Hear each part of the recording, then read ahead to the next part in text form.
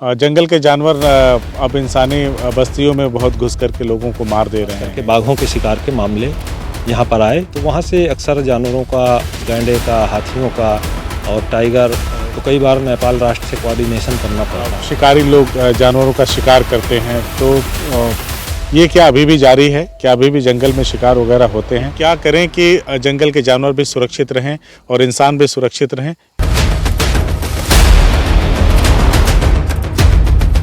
नमस्कार, बदलेगा भारत देख रहे हैं आप। इस वक्त कतर्निया वन्य जीव प्रभाग बहराइच में मौजूद हूं और पीछे मेरे देखिए घना जंगल। आपको यहां का माहौल मैं बताऊं तो इतना शांत है कि आपको यहां पे जो पंछी हैं उनकी आवाज़ें सुनाई दे रही होंगी, अलग अलग तरह की। घना जंगल है और एक बार मैं यहां पे आया था तो इन्हीं रास्तों से, ये कच्चे रास्ते हैं, इन्हीं रास्तों से चलकर भारत नेपाल सीमा पे पहुंचे थे। वहां हमारे आर्मी के लोग थे, एसएसबी के, और उस वक्त नेपाल और भारत से रिश्ते थोड़ा कड़वाहट वाले थे। तो हम लोग गए थे देखने के लिए कि क्या होता है सीमा पे किस तरह से, और खैर वो तो तब की बात थी। मैं यहाँ पे फिर आया हूँ। ये रामपुरवा का क्षेत्र है, यहाँ से जंगल है, पूरा घना जंगल है। तो जंगल की क्या कहानी है, जंगल क्यों सभी को आकर्षित करता रहता है और जंगल क्यों इतना प्रिय है कि हम जैसे लोग घूमते घूमते यहाँ पे आखिर क्या खोजने चले आते हैं, ये सारी बातें मैं एक ऐसे शख्स से बात करने के दौरान डिस्क्लोज़ करूँगा। और जब वो बताएंगे तो आपको खुद अंदाज़ा हो जाएगा कि आखिर जंगल क्यों इतना प्यारा है और जंगल क्यों इतना अच्छा है कि लोग जो एक बार यहाँ पे आते हैं यहाँ के होके रह जाते हैं। मोटा मोटा जो जानकारी यहाँ के जंगल के बारे में मुझे है वो 551 वर्ग किलोमीटर में फैला हुआ ये जंगल है। साखू और सागवान और तमाम इस तरह के पेड़ हैं यहाँ पे, और अन्य तरीके के भी पेड़ पौधे हैं यहाँ पे, उस पर भी बातचीत करेंगे। और मुख्यतः जो यहाँ पे जो खूबसूरती है वो शेड्यूल 1 के 8 जानवर इस तरह से मुझे बताया गया है। तो आखिर उसकी क्या कहानी है मैं बातचीत करूँगा। हमारे जो मेहमान हैं, जिस शख्स की बात मैं कर रहा था, दबीर हसन साहब हैं, उनसे हम लोग बातचीत करेंगे। WWF के हैं और ये जंगल के बारे में बहुत जानते हैं। तो मैं इस तरफ आऊँगा, फिर यहाँ से बातचीत का हम सिलसिला शुरू करेंगे। तो जंगल के बारे में ये मैं कह रहा था कि बहुत जानते हैं, और जंगल का मुझे नहीं लगता कि कतर्निया का या अन्य क्षेत्रों का जो जंगल इस क्षेत्र से सटा हुआ है वहाँ के किसी कोने के बारे में आपको जानकारी नहीं होगी, ऐसा कहा नहीं जा सकता। आपको चप्पे चप्पे की जानकारी है। तो सर, स्वागत है आपका। धन्यवाद। सबसे पहले तो आप यही बता दीजिए कि WWF क्या है और आपकी क्या भूमिका है जंगल में। WWF world wild life fund जिसको कहते हैं, जिसका पूरा नाम world wide fund for nature है, ये करीब 70 देशों में काम करने वाला एक ऑर्गेनाइजेशन है जो खास करके वाइल्ड लाइफ और आपके पर्यावरण पे काम कर रहा है, और स्थानीय समुदाय के साथ, फॉरेस्ट डिपार्टमेंट के साथ, अन्य एजेंसियों के साथ। तो हम लोगों का काम जो मूलतः है वो नई नई चीज़ों का रिसर्च करना, वाइल्ड एनिमल की मॉनिटरिंग करना, आगे आने वाले समय में क्या दुष्प्रभाव हो रहे हैं उस पे स्टडी करके और सरकारों को उसके बारे में रिपोर्ट देना, और जो वाइल्ड लाइफ को बढ़ाने वाली चीज़ें हैं या जो हमारे जंगल के कवर को बढ़ाने वाली चीज़ें हैं उनके लिए फ़ंड इकट्ठा करना अंतर्राष्ट्रीय स्तर पे और राष्ट्रीय स्तर पे। तो हम लोग यहाँ पे जो काम कर रहे हैं वो तराई आर्क लैंडस्केप के नाम से, जो तराई का भूभाग है उत्तराखंड से शुरू होके और ये वाल्मीकि टाइगर रिजर्व बिहार तक है, और ख़ास करके जो नेपाल के जंगल हैं और उनकी कनेक्टिविटी जहाँ पे है नेपाल के जंगलों के साथ, तो लैंडस्केप एक ही है। पूरा जो जंगल का जो स्ट्रक्चर है वो एक ही तरीके का है। तो हम लोग दोनों जगह पे WWF इंडिया और WWF नेपाल के साथ तराई आर्क लैंडस्केप नामक एक प्रोजेक्ट हमारा चल रहा है। और ख़ास करके उत्तर प्रदेश की अगर मैं बात करूं तो हमारा पीलीभीत, लखीमपुर खीरी, बहराइच, बलरामपुर या महाराजगंज जो भी वाइल्ड लाइफ सेंचुरी या जो नेशनल पार्क्स हैं यहाँ पे, टाइगर रिजर्व हैं, तो वहाँ पे हम लोग काम कर रहे हैं मौजूदा समय में। तो सर अगर मैं बात करूं आपसे कतरनिया के विषय में, तो जैसे मैंने कुछ इंट्रो में बताया कि 8 तरह के जानवर पाए जाते हैं। एशिया में ऐसा कोई जंगल नहीं जहां पे ऐसा 8 तरीके के जानवर मिलें।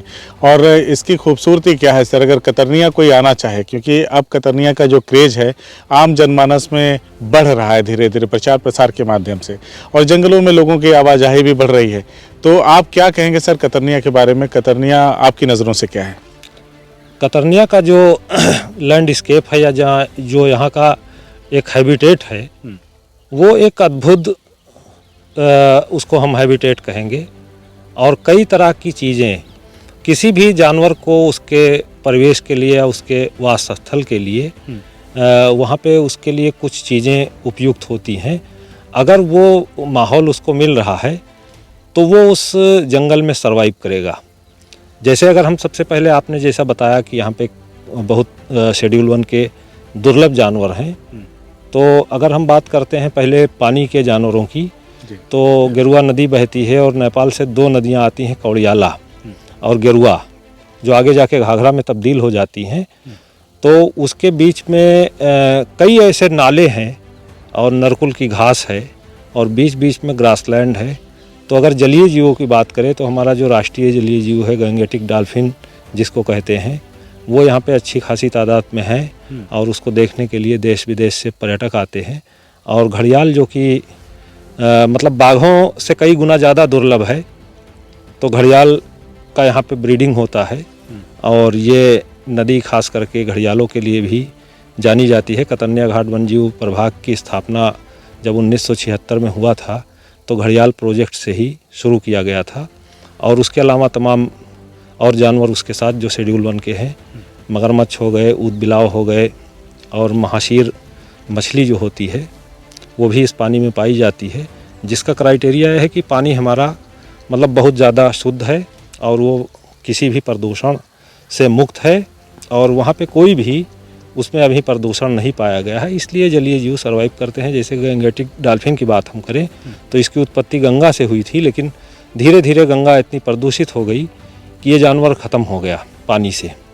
लेकिन अभी हमारे यहाँ मतलब बड़े सौभाग्य की बात है कि नेपाल से जो नदी आ रही है वो बहुत ही ज़्यादा शुद्ध है और इसमें गंगेटिक डॉल्फिन और घड़ियाल ये सब सर्वाइव कर रहे हैं, ये विशेषता है यहाँ के। और उसके साथ ग्रासलैंड यहाँ पे बहुत अच्छे हैं। तराई में ग्रासलैंड का अपना एक अलग महत्व होता है। तो एक जंगल को ये चाहिए कि वहाँ पे पानी होना चाहिए जानवरों के लिए, शाकाहारी जानवर हैं उनके रहने के लिए बंद जंगल भी होने चाहिए, और दूसरी बात ये कि उनके खाने के लिए घास होनी चाहिए, अच्छी घास होनी चाहिए। और कुछ बर्ड्स भी हैं जो ग्रासलैंड में रहती हैं, कुछ स्पेसिफिक बर्ड्स होती हैं। तो ये सारी चीज़ें कतरनिया घाट में। एक उड़न गिलहरी का भी बड़ा सुंदर मामला है। मैंने एक रिपोर्ट देखी थी रवीश कुमार के, उत्तराखंड में मतलब एक कुछ 100 साल के बाद वहाँ पे बताया गया कि उड़न गिलहरी देखी गई। तो यहाँ पे मैं आया था तो एक बार एक अधिकारी से मुलाकात हुई, उन्होंने कहा कि हमारे यहाँ तो बहुतायत पाई जाती है। उसके विषय में क्या कहें? जहाँ पे हम लोग ये रामपुरवा गाँव में खड़े हैं जी, इसके पास जो आप जंगल देख रहे हैं पीछे की तरफ, तो साल के बड़े बड़े पेड़ दिखाई देते हैं और ख़ास करके उड़न गिलहरी का ये बड़ा अच्छा हैबिटेट है। कभी रामपुरवा रेस्ट हाउस पे लोग रुकते हैं तो उनको रात में गर्मियों में अक्सर दिखाई देता है, और मूर्तिया या निशानगाड़ा में इनकी अच्छी खासी संख्या पाई जाती है। ये एक बड़ा अद्भुत जीव होता है जो कि ग्लाइडिंग करता है और गिलहरी से थोड़ा सा बड़ा होता है, खरगोश के आकार का। तो ये भी एक यहाँ की विशेषता है, ये बड़ा दुर्लभ जीव है। इसके साथ ऐसे कई जानवर हैं, जैसे एक आमतौर पे हम बात करें तो बाघ तेंदुआ तो है ही है जी, लेकिन प्रजातियों की बात करें तो कई सारी प्रजातियां यहाँ पे यूनिक हैं। उड़न गिलहरी का नाम लिया आपने, और ऐसे कई जानवर जो कि छोटे हैं, जिन पे लोगों का बहुत ज़्यादा ध्यान नहीं है या लोग उसके बारे में नहीं जानते हैं। आमतौर पर लोग बाघ तेंदुए की बात करते हैं, लेकिन ऐसी बहुत सारी प्रजातियाँ हैं यहाँ पे। एक चीज़ हाँ बताएं, नेपाल से चूँकि ये जंगल जुड़े हुए हैं, हम लोग बॉर्डर थोड़ी दूर पे है यहाँ से, तो जो जंगल जुड़ा हुआ है वो बर्दिया नेशनल पार्क से सीधे कनेक्ट करता है और जिसको खाता कॉरिडोर कहते हैं, ये हिस्सा उसी जंगल का है। तो बर्दिया नेशनल पार्क भी अपने आप में काफ़ी रिच है जैव विविधता के मामले में। तो वहाँ से अक्सर जानवरों का, गैंडे का, हाथियों का और टाइगर और लेपर्ड का मूवमेंट होता रहता है, बड़े जानवरों की, छोटे जानवर भी मूवमेंट करते हैं। तो ये अपने आप को एक मतलब ये लैंडस्केप है, ये अपने आप में एक स्पेशल है कि ये बर्दिया से जुड़ा हुआ है और भारत नेपाल के जानवर भी इन रास्तों का प्रयोग करते हैं।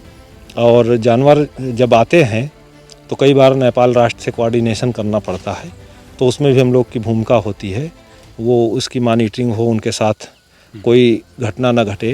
तो अक्सर अधिकारियों की मीटिंग और इस तरीके से चीज़ें करके यहाँ पे हम लोग स्थानीय समुदाय के साथ भी बातचीत करके उनको सुरक्षा देने के लिए लोगों को जागरूक करते हैं और कई एजेंसियों से तालमेल बैठाते हैं। जैसे एक चीज़ होती है कि जंगल में मैं अब देख रहा हूँ कि इंसानी दखल ज़्यादा बढ़ गया है।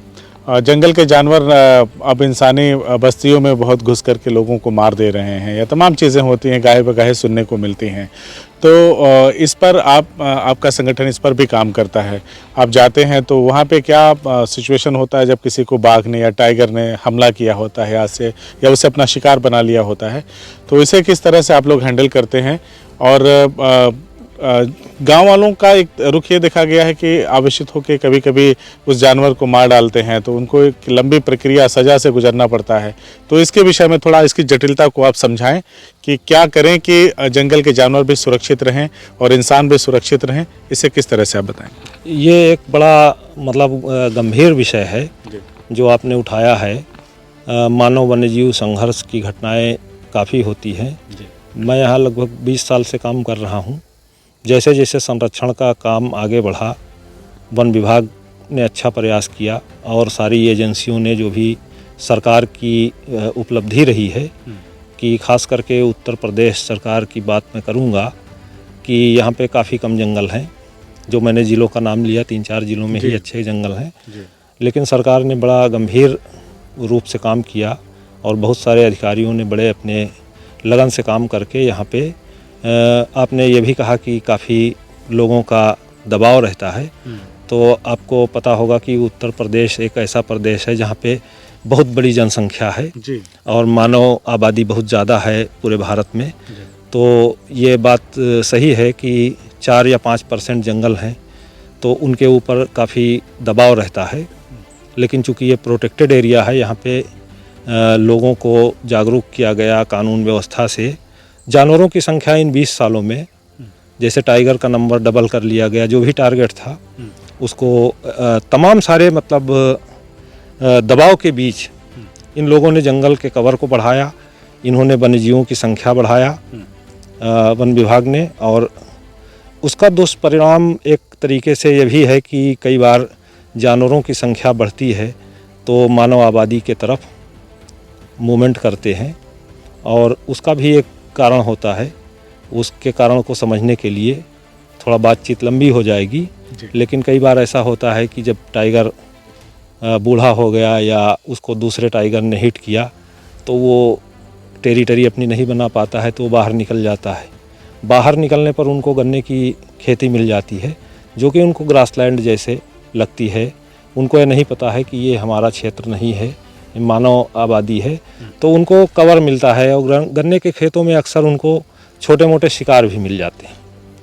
उनको कई बार उसी में चीतल, सुअर या पालतू मवेशी पशुओं का शिकार करके, तो चूँकि अब उनकी पैठ दोबारा जंगल में नहीं है, वहाँ पे दूसरा जानवर आ गया है, तो उस कंडीशन में कई बार दुर्घटनावश लोगों के ऊपर हमला हो जाता है। और ऐसा भी माना जाता है कि जहाँ पे बाघ की आबादी होती है, तेंदुआ वहाँ से दूर रहता है, फ्रिंज पे रहता है, वो गांव और जंगल के बीच का जो फ्रिंज एरिया होता है, और छोटे मोटे शिकार करता है और फिर गन्ने में छिप जाता है। तो वो कई बार बच्चों के ऊपर अटैक कर दिया या रात में अंधेरे में दुर्घटनावश, और कई बार उनका व्यवहार में परिवर्तन भी होता है, ऐसा भी देखा गया है। अच्छा, एक चीज़ मैं आपसे ये समझना चाहता हूँ कि जैसे मान लीजिए एक कहावत है कि अगर इंसान से उसे खतरे का अंदेशा ना हो तो वो हमला नहीं करता, ऐसा भी कहा जाता है। तो इंसान ऐसा क्या करे कि इस तरह से अटैक ना हो और वो बच बचा कर रहे और कोई जनहानि ना हो? देखिए, ऐसा है कि जानवर का जो व्यवहार होता है वो बिल्कुल अपने आप को इंसानों से दूर रखना चाहता है। और हम लोगों ने जंगल में काफ़ी काम किया है, या वन विभाग के लोग करते हैं। तो बहुत ज़्यादा उनको खतरा जंगली जानवरों से नहीं होता है कि वो उनका व्यवहार समझते हैं। जानवर अगर आपकी आहट पाता है तो खुद ब खुद आपसे हट जाएगा, दूर हो जाएगा। तो कई बार हम लोग गांव वालों को समझाते हैं कि अगर कोई जानवर भूल भटक के गांव में आ गया, कई बार जब गांव में जानवर पहुंच जाता है तो लोग उसको घेरने की कोशिश करते हैं, और उसमें बहुत ज़्यादा ऐसे लोग होते हैं जो तमाशा देखने के लिए आते हैं। उस भीड़ में जानवर अपने आप को घिरा महसूस करता है तो वो उग्र हो जाता है और वो हमला करता है, तो कई लोग घायल हो जाते हैं। जो बात आपने किया कि लोग मार देते हैं, तो कई बार ऐसे प्रतिशोधात्मक रूप से घटनाएं तो नहीं, लेकिन लोगों ने उसको घेर लिया और दौड़ा के उसको मार दिया, तो ऐसी घटनाएं कई बार सामने आती हैं। गंभीर सजाएं भी मतलब होती हैं उसमें। वन्यजीवों को मारने के लिए सरकार ने बहुत कड़े और दंड का प्रावधान किया है वन्यजीव संरक्षण अधिनियम के अंतर्गत, जो कि मतलब गंभीर है, और उसमें सज़ा और जुर्माने और इस तरीके से लोगों को लंबी कानूनी प्रक्रिया से गुजरना पड़ता है। तो हम लोग कई बार ऐसा जागरूकता करते हैं कि लोग जो है जानवर से दूर रहें और उनका आमना सामना कम हो, और कहीं अगर कोई जानवर निकलता है और भूल भटक के गांव में पहुंच जाता है तो प्रॉपर वन विभाग को खबर दें, उनको पकड़ा जाता है, उनका रेस्क्यू किया जाता है। ऐसी घटनाएं ज़्यादातर होती हैं, अब लोग जागरूक हो गए हैं, तो ऐसी घटनाएं कि लोग पकड़वाने में सहयोग करते हैं, तो ऐसी घटनाएं ना हों तो उसके लिए हम लोग प्रयास लगातार करते रहते हैं कि किसी भी स्थानीय समुदाय को किसी कानूनी उलझन में ना फंसना पड़े। अगर जानवर सुरक्षित उसको रास्ता दे दें या उसको रेस्क्यू करवा देते हैं तो उससे दोनों की भलाई है, जानवरों की भी और इंसानों के ऊपर भी कार्रवाई होने से बचा जा सकता है। तो ऐसा संदेश मैं आपके इस वीडियो के माध्यम से भी लोगों को देना चाहूँगा कि कहीं अगर इस तरीके से कोई जानवर उनको दिखाई देता है तो तत्काल सूचना दें या उसको वापस जंगल जाने का रास्ता दें, तो उससे जो है किसी भी अप्रिय स्थिति से बचा जा सकता है। एक मेरा सवाल ये है आपसे कि जैसे बाज़ लोग कहते हैं, सुनने में भी आता है कि शिकारी लोग जानवरों का शिकार करते हैं, तो ये क्या अभी भी जारी है? क्या अभी भी जंगल में शिकार वगैरह होते हैं? क्या हाल फिलहाल ऐसी कोई घटना घटी है 2-4-10 सालों में, या जब से आप काम कर रहे हैं आपके समक्ष कभी इस तरह का घटनाक्रम हुआ है कि जिसमें जो संरक्षण प्रदान किया जा रहा है जानवरों को ताकि उनकी संख्या बढ़ाई जा सके और किसी जानवर को लोगों ने मार दिया हो और जो सज़ा है उसके वो हकदार हो गए हों और जेल जाना पड़ा हो, तो ऐसा कभी आपके सामने आया है? मैं काम बहुत लंबे समय से कर रहा हूँ। एक ज़माना ऐसा था कि उस समय पूरे भारत में बावरिया गिरोह का आतंक था और ख़ास करके वो बाघों को मारते थे, और कहीं ना कहीं उन्होंने भारत के बाघों को एक तरीके से बहुत संख्या कम कर दिया था। उस समय वर्तमान सरकार ने 2005 में एक्शन लिया उनके विरुद्ध और तमाम ऐसे कड़े कानून बनाए गए और कई सारी इन्फोर्समेंट एजेंसियों को सक्रिय किया गया। कतनिया घाट भी उससे अछूता नहीं रहा, और हमारे काम करने के दौरान कई शिकार के, खास करके बाघों के शिकार के मामले यहाँ पर आए और लोग पकड़े गए और उनको सज़ा हुई। और यहाँ पे बहुत अच्छा काम किया वन विभाग के कुछ ऐसे अधिकारी थे जिन्होंने इसको मतलब बहुत अच्छे ढंग से अंजाम दिया। और आज के समय में ये है कहीं ना कहीं उसमें लोकल स्थानीय समुदाय को भी वो लोग लालच वगैरह देकर शामिल कर लेते थे। ऐसे भी मामले हमारी जानकारी में हैं, लेकिन सबके ऊपर कार्रवाई हुई और आज के करीब मतलब 10 साल पहले तक ऐसी घटनाएं हुई और उस पर वन विभाग ने पूरी तरीके से अंकुश लगाया।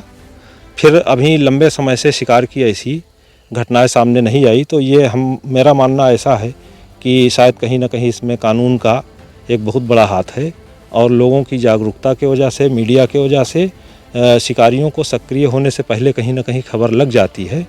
तो ऐसा प्रयास दोबारा नहीं किया गया। और ये नेपाल की तरफ से भी जैसे कि आपने बताया कि सीमाएं ऐसा नहीं है कि मतलब इस तरह से कि लोग आसानी से आ जा सकते हैं, तो ठीक है यहाँ के लोगों को तो देखा जाता है। कभी कभी ऐसी सूचनाएं मतलब ऐसी चर्चा सुनने में आती है कि नेपाल के शिकारी अभी भी सक्रिय हैं, उसके विषय में क्या कहेंगे?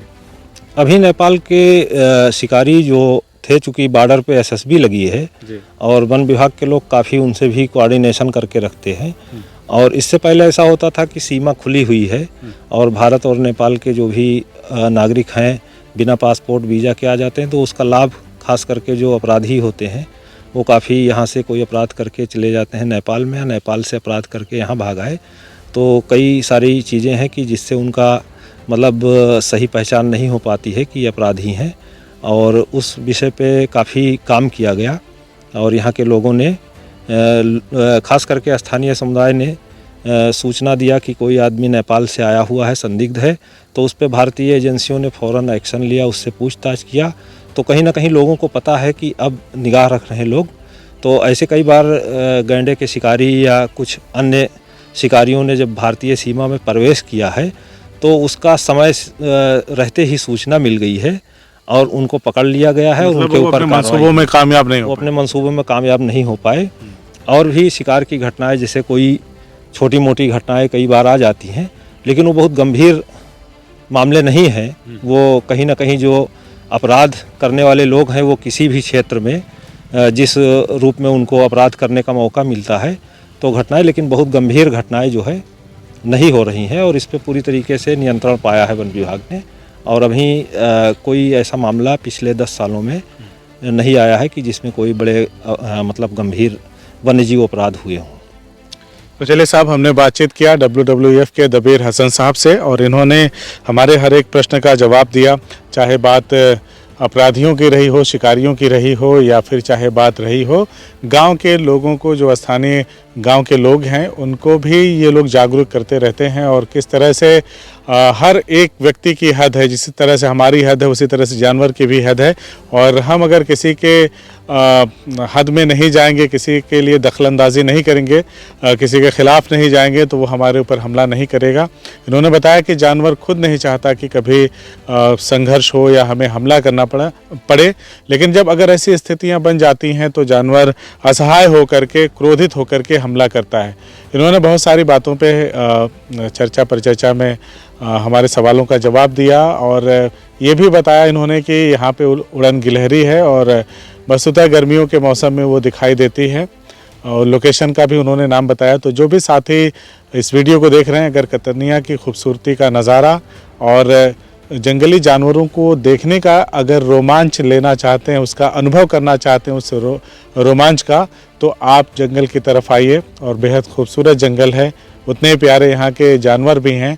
और अगर आप इन्हें देखेंगे, कोई नुकसान पहुँचाने की कोशिश नहीं करेंगे, तो शायद जानवर भी आपको नुकसान नहीं पहुँचाएगा। और बाकी तमाम तरीके के यहाँ पे अब सुविधाएं धीरे धीरे बढ़ रही हैं, स्टे वगैरह करने की, तो सारी चीज़ें भी हो रही हैं। तो एक बेहतर विकल्प है अपने आप को तरोताज़ा करने के लिए, अपनी जो मानसिक थकान उसको ख़त्म करने के लिए, एक क्वालिटी टाइम स्पेंड करने के लिए आपको जंगल की तरफ आइए। और आप आइए और यहाँ पे क्या अद्भुत खूबसूरती है, क्या यहाँ के लोग हैं, उनसे मिलिए और देखिए और लाइफ को एंजॉय करिए। धन्यवाद।